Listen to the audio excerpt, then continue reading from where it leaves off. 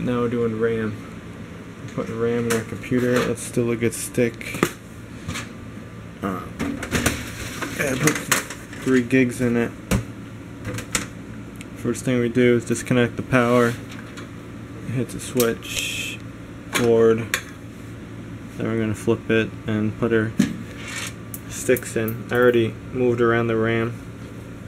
So I'm gonna do it. Processor, almost fill. Processor, 512 blank, 512 blank. So the blanks are gonna be 1 gig. So I'll have a total of 3.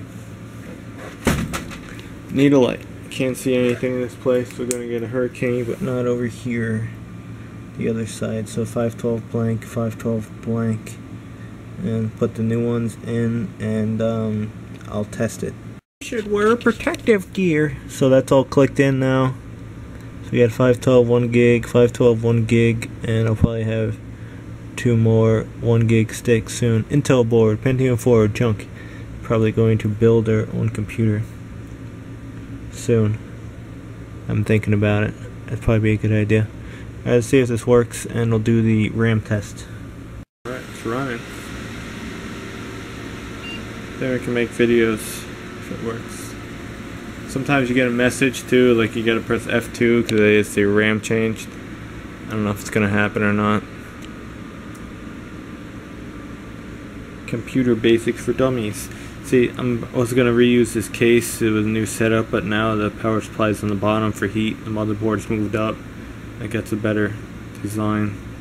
So I'm probably going to have to buy a case for 60 bucks, and the motherboard for whatever is going to be spending about $1,000.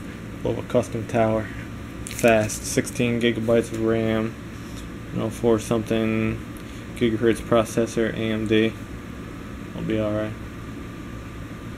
Alright, let's see if this RAM registered. Registered. How come it only says 2.87 gigabytes usable? Not sure. We were playing around with the virtual memory on this. I'm not sure if this is why. But let's go check it now. Check it. We're going to use our CD. Where is it? No, that's not that. Hirons boot CD. I'll link it in the description. You download it, you burn it. I do a CD. You don't need to put it on a DVD. Don't waste a DVD on it. Put it on a CDR and run it. Stick it in a drive. Restart the computer. Make sure your BIOS is set to boot from the drive first, the CD-ROM drive, or else it's not going to work. The restart. Well, this computer is much faster with the extra RAM. It's going to fly with 4. And it should just go automatically when it reboots. I'll read from the CD, you hear it spool up. So old. And memtest 86 is what you want when the screen shows up. Here we go, Hirons boot CD. So you go down with the little arrow, memtest 86, hit it, and it runs.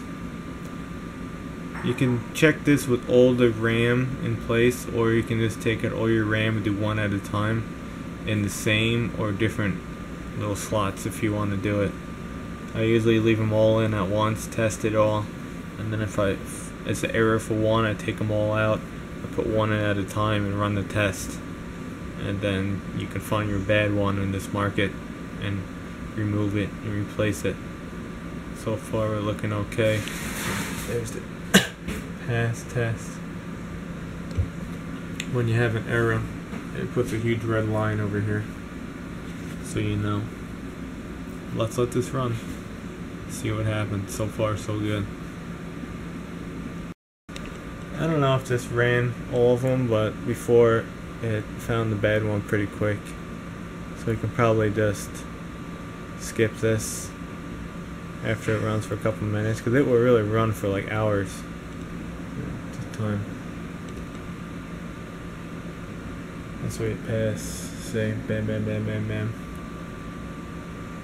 We're looking good so far. So if you have RAM that fits your computer and you want to sell it to make sure it's good, you can do this test. If you do not have a computer that the RAM will fit, you cannot test it. But that's how we do it. memtest 86, pretty easy.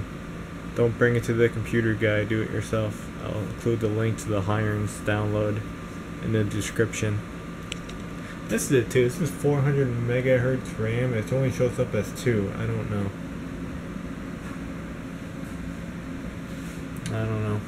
ECC disabled.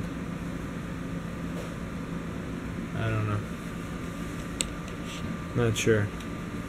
I think we're gonna cut this in a minute. When you want out, you just press escape. You remove the CD, and you can boot back into Windows. So that's how you do it. I think I'm gonna end this right here. So test your RAM if you want, if you're bored, and definitely do it when you buy RAM to make sure you didn't get ripped off. Just because you buy new stuff doesn't mean that it works.